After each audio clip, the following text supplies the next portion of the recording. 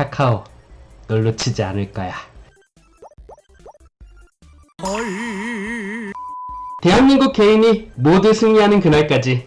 안녕하십니까, 알뜰맨입니다. 자, 제가 초반에 이 라이온을 잡고 놓치지 않을 거다 라고 얘기를 했는데 저는 라이온 잘 잡고 있어요. 아직 떠나보내지 않았으니까 여러분들 걱정하지 마세요. 저 꼭 우리 라이온으로 우리 우라노스 선생님이 말씀하신 대로 세 자리 꼭 수익 만들어서 우리 라이온하고 저는 꼭 결혼하겠습니다. 알뜰맨, 왜 갑자기 솔브레인이야? 반도체 분위기 좋을 건 알겠는데 왜 갑자기 뜬금없이 솔브레인? 그것도 소재? 라고 생각을 하실 수가 있는데요. 실제 저희 스승님이신 우라노스 선생님께서 선생님의 연구원분들에게는 리포트를 읽게 시키는 것을 가장 먼저 시킨다고 해요. 실질적으로 우리 선생님도 리포트를 열심히 본다고 하면은 나도 그럼 봐야겠네 라는 생각이 들어서 솔직히 저는 처음부터 막 이것저것 다 뜯어보고 이러는 거는 힘들어요. 네.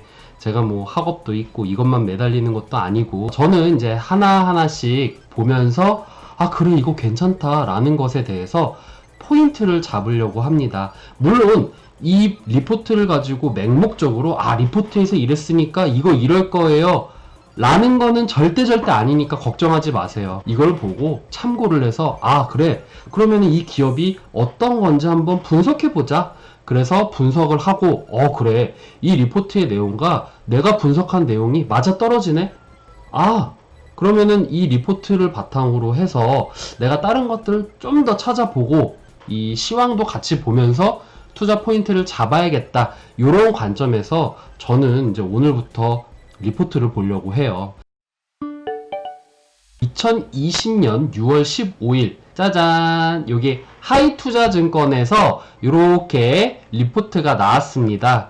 제가 요거를 막 하면은 뭐하니까 여기 반도체 부분에 송명섭님이라고 계세요. 그 애널리스트 분이 계시는데 그 애널리스트 분이 직접 작성을 하셨고요. 요거는 이제 하이투자증권에서 다운받아서 무료로 볼 수 있는 내용입니다. 그래서 저는 이거 보고 이렇구나, 그럼 한번 나도 찾아볼까? 라는 생각이 들었어요. 왜냐면은 그래 목표 주가를 상향으로 했어. 왜? 보니까 2분기 실적은 어려울 거라고 생각이 된대요. 하지만 반도체 재료 부분에서 호재가 예상이 되고 양호한 수준으로 나갈 것이라고 전망을 하게 되었고 91.6%로 매수의 투자 의견을 보였습니다. 투자 의견 비율 해가지고 매수의 91.6%, 요약 재무제표를 보더라도 2019년도에서 점차적으로 증가하는, 매출액이 증가하는 모습을 볼 수가 있어요. 자, 그리고 나서 이 솔브레인 실적 추정을 한번 보도록 할게요. 너무 감사했어요. 진짜 요 리포트 너무 감사하다고. 그래서 우리 선생님이 리포트 보라고 하는구나 라는 거를 저는 많이 깨우쳤습니다. 동시 보기가 조금 귀찮다 하시는 분들은 이렇게 리포트 보시는 것도 나쁘지 않을 거라고 생각이 돼요. 총 매출액을 보면은요, 이 숫자가 맨 앞자리만 읽을게요. 24, 25, 26, 25, 25, 25, 27, 29. 단위는 100만원입니다. 점차 늘어나고 있어요. 꾸준히 증가하고 있구나. 여기 나와 있는 단위 역시 100만원 단위고요. 저는 여기 나와 있는 것들은 이제부터 공시를 참고했습니다. 가장 많은 자산을 가지고 있는 기업은 솔브레인 전자재료 유한공사라는 곳입니다. 여기는 디스플레이 재료 및 생산, 판매를 하고 있는 곳인데요. 제가 이따가 하단에서도 설명을 드리겠지만 LCD와 OLED를 하고 있다라고 간단하게 생각을 하시면 될 것 같아요. SLD라는 회사입니다. OLED, 글라스, 셀, 반도체, 검사장치의 생산, 이렇게 보시면 되겠고요. 그 다음 세 번째로 많은 자산을 가지고 있는 곳이 솔브레인 라사라는 곳입니다. 반도체 제조용 고순도 인산 생산 및 판매를 하는 곳이고요. 가장 낮은 곳이 아무래도 유통 쪽이겠죠. 유통회사 비즈네트웍스. 여기가 이제 솔브레인이 직접적으로 판매를 하는 것도 있지만 이 유통업체를 통해서 파는 것도 있더라고요. 보니까 이 사장님을 대표로 해서 상근 감사가 있고요. 이런 식으로 구성이 되어 있다는 것을 우리가 확인을 할 수가 있습니다. 요 내용 같은 경우에는 제가 전자 공시와 그리고 홈페이지를 같이 보면서 요약 정리를 한 내용입니다. 먼저 반도체 재료는 총 크게 5개의 사업으로 볼 수가 있는데요. DVD, ALD, 매티리얼즈 이렇게 되어 있는데 요거는 방막 증착용 화학물인 테스, 국내 최초 국산화를 일으켰다라고 되어 있습니다. 이게 뭐냐면은요, 반도체 위에 다이가 겹겹이 쌓이면 무너진다고 했죠. 근데 그것을 바로 무너지지 않게 막아주는 것이 방막, 이렇게 씌워주는 거라고 했죠. 그거라고 보시면 돼요. 그 다음에 에칭, 클리닝 뭐 이렇게 되어 있는데, 요거 같은 경우에는 초방막화를 위한 시가액과 세정액 솔루션 개발 및 공급. 자, 시각을 했을 때 크게는 용액과 가스를 활용해서 습식, 건식으로 나뉘는데요. 습식, 여기 용액이라고 보시면 됩니다. CMP 셀리, 요거는 막질 평탄화 재료라던가 고집적 반도체 배선 형성을 위한 절연막, 금속막, 그리고 평탄화할 때 사용을 합니다. CU 머티리얼라이징 같은 경우에는 웨이퍼 구리 도금액입니다. 1604억 6,400만원 정도인데 매출의 총 64%를 차지하고 있었습니다. 이 디스플레이용 에천트는요, 금속이나 비금속을 화학적 혹은 전기화학적으로 에칭하는 화학 소재인데요. LCD나 OLED 디스플레이의 배선을 형성하기 위한 공정에 사용하고 있습니다. 공정 능력이 향상이 되고 원가가 절감된다는 가장 큰 특징이 있다는 거죠. 자, 그 다음에 오리지널 머티리얼입니다. TFT LCD 패널의 핵심 부품인 컬러 필터 제조를 공정에 사용하게 되는 재료로 선명한 색상을 구현해낼 수가 있는데요. 여기 보시면요, 미쯔비시 케미컬과의 기술 제휴를 통해서 컬러 필터 제조용 유기 재료에 대한 자체 생산 기술을 확보하고 밀 베이스 현지화를 통한 제품 경제력 강화에 주력을 하고 있습니다. 현재는 OLED용 유기재료 개발에 힘을 쏟고 있습니다. 라고 되어 있는데요. 반도체 부분과 디스플레이 부분을 따로 분류해서 본다고 하면은 큰 문제는 되진 않지만, 한 회사에서 두 가지의 테마를 가지고 있는 거잖아요. 미츠비시라는 테마와 불매운동과 관련된 테마. 자, 틴글래스 부분입니다. 패널 앞뒤의 유리기판을 얇게 만드는 기술인데요.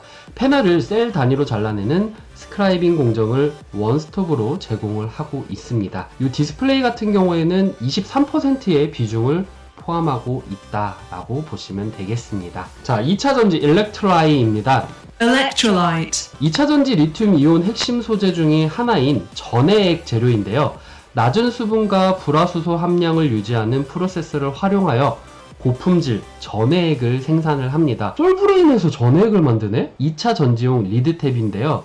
이 파우치 양극, 음극을 연결하는 재료로 알루미늄, 니켈, 구리가 될 수가 있겠는데요. 솔브레인 계열사 머티리얼 파크 리드탭 사업부에서 생산을 하고 있습니다. 이 차별화된 금속 도금 기술과 특수 표면 처리 기술을 통해 전해액이 누액되는 것을 차단한다라고 보시면 되는데요. 자, 그 다음 전자재료입니다. 저는 솔직히 전자재료 뭐 별거 아니겠지라고 생각을 했는데 굉장히 핵심적인 것만 꼭꼭 집어있더라고요. 매티리얼즈입니다. 이 태양광 발전을 위한 솔라셀, 방막형 솔라셀 제조에 필요한 시가액, 세정액을 비롯 다양한 화학 소재와 방막 재료를 공급하는 일을 하고 있는데요. 요렇게 생겼어요. ND 마그넷입니다. 요게 제가 뭔가 해서 계속 봤는데 그거예요. 이 ND 자석 같은 경우에는요, 전기 자동차의 핵심 부품으로서 사용이 되고요. 이 전기 모터의 재료가 된다고 합니다. 자, EV입니다. 일렉트로닉 비에컬인데요. 이 친환경 자동차의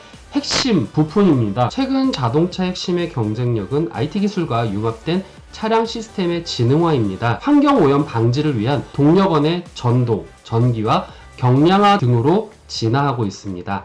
특히 연비 향상에 대한 내연기관의 한계와 갈수록 엄격해지는 글로벌 연비 규제 목표로 인해 친환경 자동차 그 핵심 부품 소재들에 대한 관심이 증폭이 되고 있는데요. 그래서 이 친환경 이슈, 고성능화, 에너지 절감에 대한 니즈 증가에 따라서 구동 및 ISG 모터용 소재, 차내 충전기, 전기 방열, 절연 소재 등의 비중은 더욱더 확대될 것입니다 라고 되어 있어요. 그러니까 전반적인 자동차 사업이라고 보시면 될 것 같아요. 야, 무슨 솔브레인이 반도체 회사가 무슨 바이오 사업까지 해? 전 그런 생각을 하게 되었거든요. 예, 기본적으로 이제 제닉이라는 회사를 인수했고요. 여러 가지가 있는데 ARK를 또 인수를 했습니다. 자, 제닉 같은 경우에는요, 경피 투여형 하이드로니켈 제조 기술을 통한 마스크팩을 제공하거나 기초 화장품, 그리고 기능성 패치류를 제공하고 있습니다. ARK 같은 경우에는요, 균질 효소 면역 측정법을 이용하여 항암제, 뇌전증 등 이게 치료약이 아니에요. 여기 뭐 항암제, 뭐 뇌전 뭐 이런 치료약을 만든 데가 아니라 치료 약물을 체내 농도 검사와 소변을 이용한 약물 검사 제품을 개발, 상용화해서 전 세계 병원용 자동화 장비에 공급을 하고 있습니다. 요 기타 부분 같은 경우에는 13%의 매출을 차지하고 있었습니다.